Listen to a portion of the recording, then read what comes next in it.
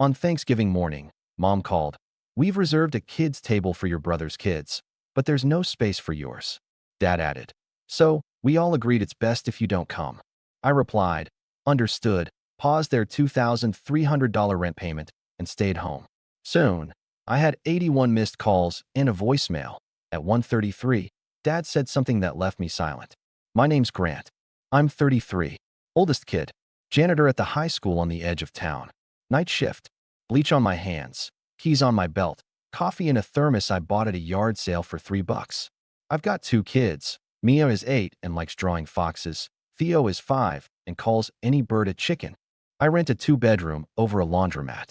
It smells like warm detergent on good days and like burnt socks on bad ones. In my family, I'm the reliable one. Translation: I show up, I fix things, I pay when things break. Thanksgiving morning, 7:14 a.m., my phone lit up while I was making pancakes shaped like a lopsided turkey. "Mom." I wiped my hands on a dish towel and answered. "Grant," she said, cheerful in that thin way she uses before a request. "Quick thing about today.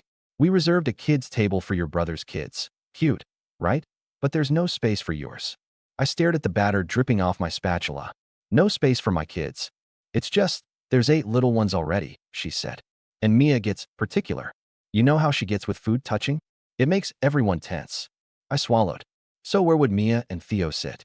A pause. Then Dad's voice broke in, speakerphone style, like he'd been waiting off to the side. "We talked it through, son. We all agreed it's best if you don't come. Keeps the peace." Mia tugged my sleeve. "Is Nana excited for my fox drawing?" I put a hand over the mic. 1 second, bug. Back to the phone. "Best if we don't come?" "Don't take it personal," Dad said.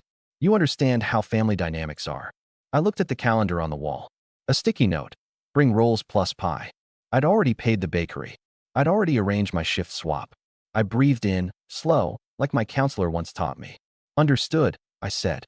"Good," Dad said, the word landing flat like a door latch. "We'll make you a plate." "Don't," I said, and hung up. Mia watched me. "Are we still going?" I flipped the burner off. Steam rose and faded. "We're making our own Thanksgiving," I said, and I smiled, but something in my chest cracked like thin ice. I set my phone face down on the counter. It buzzed again. I didn't look. I buttered pancakes, cut one into a fox, and tried not to think about the folding table in my parents' dining room, the place cards Mom writes in neat loops, the tiny paper turkeys from the dollar store that Theo would have loved. I told myself I'd feel better after breakfast. I didn't. Here's the part people never see because it doesn't fit into a cute family photo. I've been paying my parents' rent for 2 years and 11 months. $2,300, due on the 1st. Autopay. It started as a temporary bridge. Dad lost hours. Then he couldn't catch up. Then their landlord raised the rent. Every month I told myself it was the last time. Every month I watched the little green check mark in my banking app. Like a ritual, I couldn't stop. Mom would say, "You're the steady one, Grant." Dad would add, "It's what family does." My brother, Brett, would text, "You're a legend, man. Drinks on me when I'm up." He has 3 kids with 2 women and a new business idea every quarter. He also has a password to my Netflix, my Prime, my old gym membership, and apparently to my parents' calendar because his events always took priority. People hear janitor and think I'm drowning. I'm not. I have pride. I like clean hallways and bright floors. I like the way the building hums after midnight. I like being the guy who knows which light switch works which stubborn fixture. But I'm not a bank. And every extra hour I worked, gym floors in summer, graduation in June, the moldy storage room nobody wanted, I worked with a number in my head. 2,300, 2,300, 2,300. When Mia was born, I sold my guitar to buy a car seat. When Theo was born, I learned how to rebuild a vacuum from YouTube. When my parents realized I knew how to stretch a dollar, they stretched me. "You owe us," Mom said once. Not even angry, just matter of fact. "We kept a roof over your head." I was a kid, I said. "Exactly," she said, like she'd proved something. Brett floated from job to job. When he landed at the auto shop, he posted selfies in greasy gloves and wrote "grind time." When he quit 3 weeks later, he posted a meme about toxic workplaces. He calls me Big G when he wants something. He called me just Grant when he told a cousin I was overdramatic about money. Last Thanksgiving, I bought the turkey and the ham. Mom texted me a list of brands. "Don't get the cheap cranberries," she wrote, like she was saving me from myself. I smiled and bought the good ones. I brought extra ice and a roll of trash bags because the year before, we'd run out and Dad had said, "Well, you're the janitor." In September, Mom asked if I could float Brett half the childcare for his weekend so he could attend a networking event. I sent her $120 and told myself it was for the kids. In October, she called at 10 p.m. "The car insurance is late. Your father forgot," she said, the way you'd tell someone the mail was delayed. I paid it. I was putting my own dentist appointment off, chewing on the right side only. When I pushed back, they tightened the script. "You're being selfish," Mom said. "You think you're better than everyone?" Dad asked. "Bro, money comes back," Brett said. "Vibes don't." 2 weeks before Thanksgiving, Mom called me from the baking aisle. "We're doing name cards this year," she said. "Brett's kids are the cutest. They'll love it." Mia overheard and made her own place card with glitter glue and a wonky heart over the eye. We put it on the fridge and she practiced. "Look, Dad, I'll sit there," she said, pointing to our fridge, as if the door was a table waiting for her. I told her we'd all be together.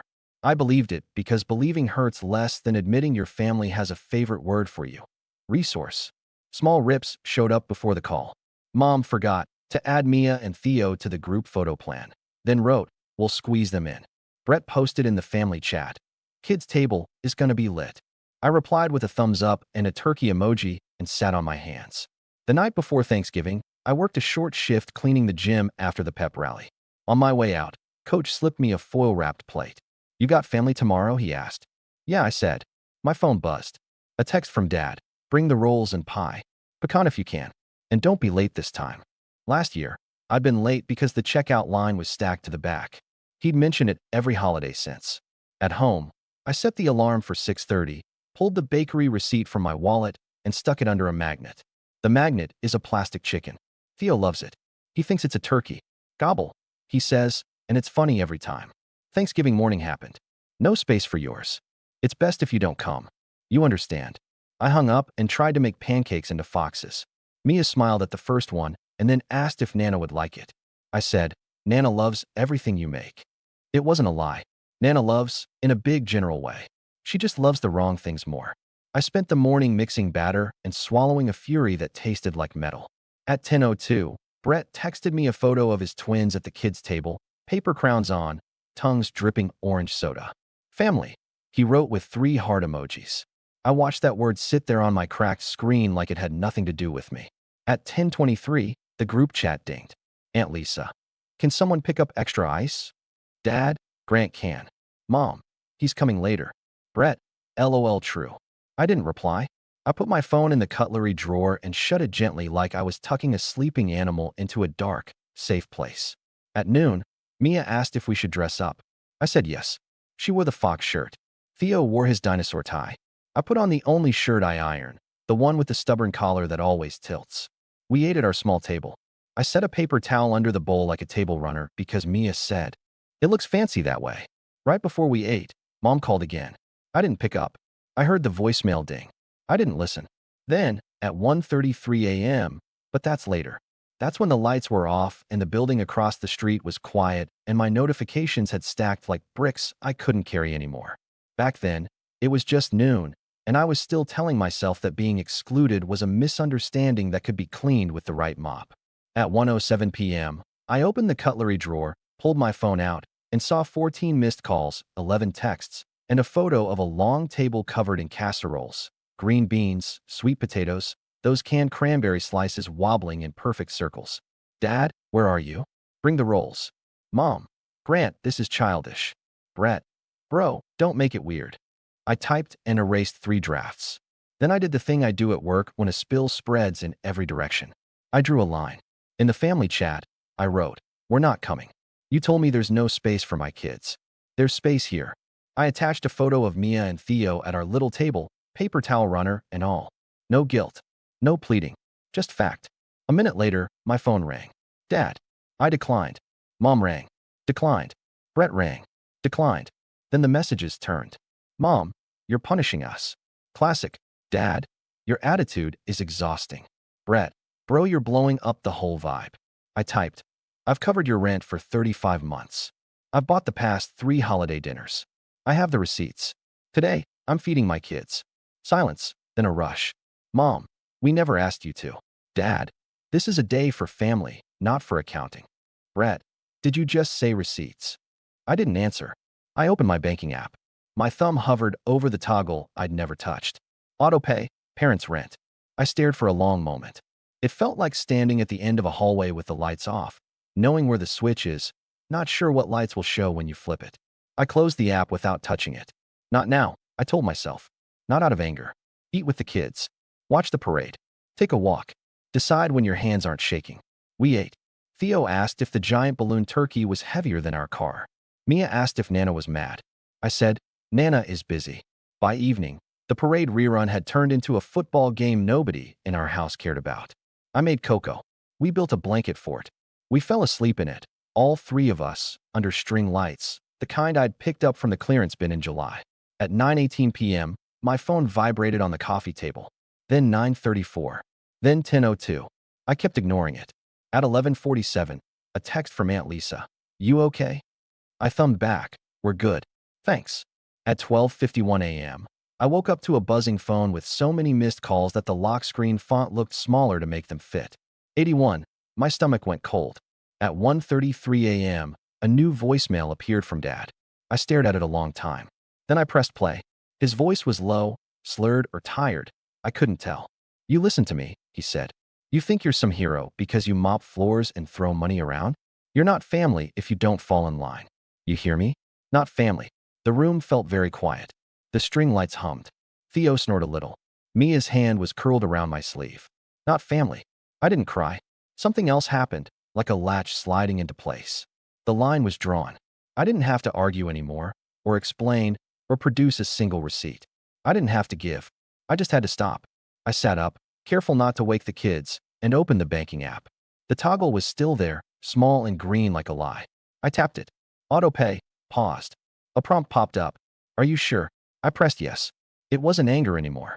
It was clarity, clean and simple, like the first pass of a mop across a muddy floor, when the water shows you what the tile actually looks like. Morning smelled like cocoa leftovers and blanket dust. Sun through the blinds made thin bars across Theo's dinosaur tie on the floor. I brewed coffee in the chipped machine that sighs like an old dog when it pours. Mia stirred, hair stuck to her cheek. Is it today again? She asked, which is her way of asking if things are normal. It's today, I said. We're going to the park. My phone lay face down. I turned it over and skimmed. More texts piled up in a weird tower. Mom, call me ASAP. Dad, we need to talk about consequences. Brett, you know the landlord is calling, right? You better not be screwing them like that. I didn't answer. I made scrambled eggs. Theo called them cloud eggs. He ate two and asked for another. I felt the guilt flare, my reflex for years, and watched it go out like a match in wind. I didn't owe them an explanation. They owed my kids a seat at a table. At 9:22 a.m., a number I didn't recognize called. Voicemail. Hi, this is Jose from Maple Gardens Apartments. We're following up on the rent for Unit 2B. His voice was polite. Tired. I imagined his desktop full of sticky notes. I wrote the number on a paper and set it aside. At 10:15, Aunt Lisa again. They're scrambling. Your dad is loud. Your mom keeps saying it's a misunderstanding. I'm not taking sides, but I see you. I called her back. I don't want you in the middle, I said. I've been in the middle since your brother learned to speak, she said, a small laugh that sounded a little sad. Are the kids okay? They're fine, I said, and realized it was true. They were playing with couch cushions in the shape of a boat. She lowered her voice. Your dad said not family, didn't he? I didn't answer. She exhaled. Okay, then you do what you need to do. At 11:03, Mom called again. I answered. A first for the day. Finally, she said, the words stretched. We had a scare this morning. Your father thought you'd. Well, never mind. Listen, about yesterday. Everyone was overwhelmed. You know how Brett's kids get. It was better to keep your two out of the chaos. Better for who? I asked. For everyone, she said. You overreacted. And now the rent. This is petty. It's money I make cleaning other people's messes after midnight, I said. It's not petty. We counted on you, she said. We built our budget around you. I know, I said. That's the problem. She inhaled like a warning. You're going to regret this. Blood is blood. I looked at Mia. She was sticking stickers to the floor and counting them. 1 fox, 2 fox, 3 fox. Theo was giving the stuffed dinosaur a pep talk about bravery. Blood is blood, I thought. And then I thought about the 1:33 a.m. voicemail and decided definitions can change. We're done, I said. When you're ready to talk about my kids like they are part of this family, you can call. Until then, talk to the landlord. She hung up with a scoff. A minute later, Brett, bro, what did you do? They're freaking out. You can't just stop. That's wild. I typed, we can talk when you delete my kids' names from the list you never wrote. He replied with 10 crying laughing emojis, and then, you're making this about the kids like a manipulator. Classic. I put the phone in a drawer again. At noon, we walked to the park. The sky was brittle blue, the kind that makes everything sharp. The swings squeaked. A dad in a bomber jacket pushed a toddler and said, higher, in a voice that carried 10 ways of saying love. Mia drew a fox in the dirt with a stick. Theo collected leaves and named each one Kevin. On the way home, we stopped at the corner store. Ms. Rivera behind the counter smiled at my kids. You three doing your own Thanksgiving? She asked. Yeah, I said. Good, she said. The best kind. Back home, I checked my work email. Custodian schedule updated. Mr. Patel asked if I could cover a Sunday floor wax. I said yes. I like waxing floors. They shine proof back at you. Effort in, result out. They never tell you you're not family when you do a clean job. By evening, the second wave hit. Extended family. Cousin Jake. They're saying you abandoned them. Uncle Mike. You always had a temper. A message from a number saved as Brett's other number. This is Shay. He can't afford diapers now because of you. Hope you're happy. I didn't reply. I opened my notes app and started typing. Dates. Amounts. Screenshots of transfers labeled rent and car and groceries. I wasn't building a case for them. I was building one for me. To look at when the doubt came like a tide. Around 8:40, Maple Gardens called again. I answered. Jose, I said. Hi. He cleared his throat. Look, we had the payment on auto.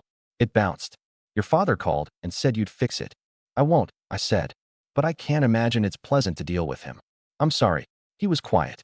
People think landlords are villains, he said finally, tired. I just need the books to balance. I get it, I said. I mop glitter out of gym mats for a living. He laughed once, surprised. Okay, he said. Thanks for letting me know. I'll talk to them. After we hung up, I stood at the window and watched the laundromat sign blink. Open, then a black square, then open again. In the glass, I could see my reflection with two small heads leaned into my sides. We looked like a unit. We looked like a family. Saturday morning, a long message from Dad. If your goal was to humiliate us, congrats. Everyone knows you left us in the lurch. Your aunt wouldn't stop defending you, which was inappropriate. We didn't say there was no space. We said logistics were tricky. You twisted it. I replayed the voicemail from 1:33 a.m. to remind myself I hadn't imagined anything. A half hour later, another message, shorter, meaner. You're not family if you don't fall in line. The same sentence, sober in daylight. He wanted it on record. Good. Me too. Sunday night. Aunt Lisa sent a photo. Mom and Dad's dining room. Chairs pulled far from the table. Place cards from yesterday still on the plates. One card close up. Brett's kids. The tiny paper turkey menacing in the corner. No cards with Mia or Theo's names at all. I felt the old sadness hit, then pass. I screenshotted it and put it with the rest. Not to post. Not to blast. To remember. Work on Monday was quiet. Hallways echo when the kids are off. I buffed the gym until I could see the lights above me mirrored in the floor like stars. Neat rows. Nobody jostling anyone else. Each light with its own space. I clicked my keys against my belt and thought about space. Tables. Voices. Boundaries you tape to the floor so people don't cross and call it a misunderstanding. By Wednesday, the noise started to fade. Fewer calls. Shorter texts. Brett's last message. Whatever, man. You'll come crawling back. It read like someone who'd put a quarter in a machine and wanted the candy to drop, then stood there shaking it when nothing fell. Thursday, Ms. Rivera slipped 2 churros into the bag with our milk. For the artists, she said, nodding at the Fox drawings Mia now tapes to everything we own. Friday, I cashed out my vacation day I never use and bought a secondhand dining table from a guy on the north side. It had 2 chips and a wobble. I fixed the wobble. I put 3 place settings out and made name cards in my blocky print. Mia, Theo, Dad. Mia added a Fox sticker to mine and said, now it's perfect.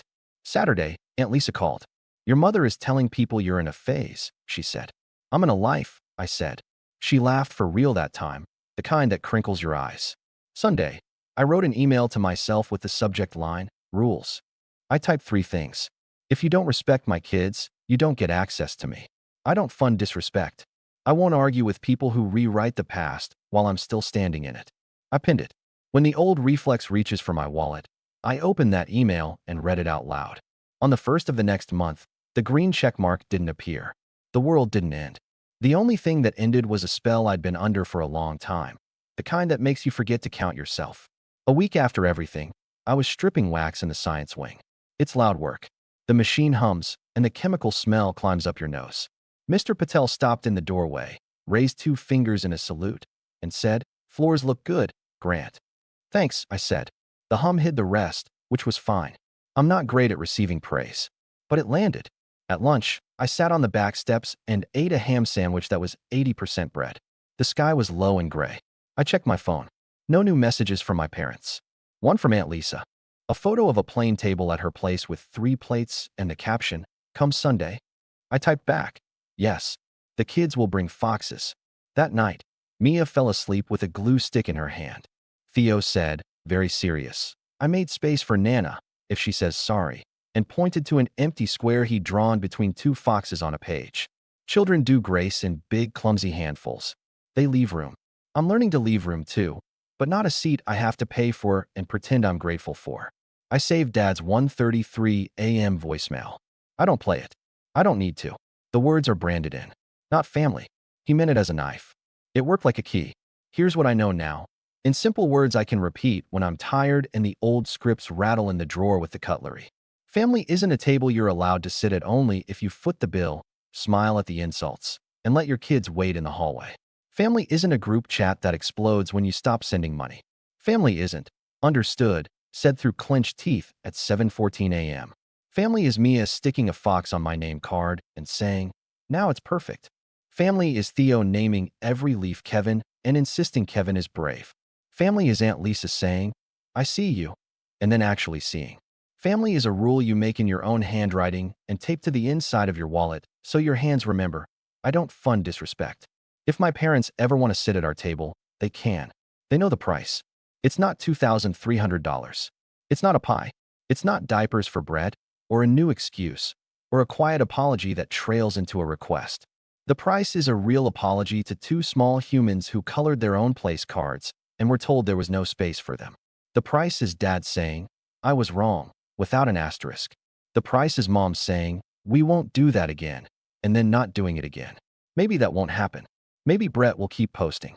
Maybe my parents will keep a seat open for resources and never notice it stays empty. I can live with that. I've got keys. I've got a table. I've got Fox stickers. On Thursday, I picked the kids up from school and we stopped at the bakery. Mia pointed to a pecan pie and said, "Can we still have this?" I said yes. We ate it at home. 3 forks, no ceremony. I cut the slices messy. Nobody corrected me. Before bed, I stood in the kitchen with the light off, the city noise muffled by laundry machines downstairs. I thought about all the months I pressed send because love sounded like bills paid on time, because reliable one felt like a personality instead of a leash. I thought about not doing that anymore and felt something widen in my chest. I'm Grant. I mop floors until they shine. I make Fox pancakes badly. I pick up glitter with blue tape because that's the only thing that works. I am the father of 2 kids who deserve more than no space. I am not a resource. I am not a punishment. I am not the villain in someone's story about logistics. I'm the guy who paused a payment at 1:33 a.m. and started a better life at 1:34. I won't let them use me again. I won't teach my kids that love means paying to be tolerated. If my family wants me, they can knock. If they don't, fine. We've got plenty to do. Tables to steady, floors to shine, leaves named Kevin to collect. "Dad," Mia said from the doorway, voice sleepy. "Tomorrow, can we make the Fox pancakes again?" "Yeah," I said. "We'll save Nana a seat on the drawing." "Okay," she said, satisfied, and padded back to bed. I put the bank card back in my wallet, shut the app, and turned off the kitchen light. The apartment went soft and dark. The laundry downstairs hummed like a faraway ocean. I stood there a second longer, then went to tuck my kids in. And that was it. Not revenge. Not a scene. Just a boundary you could see from the doorway, neat and bright like a freshly buffed hallway. A place where my kids and I live, not where we beg to be let in.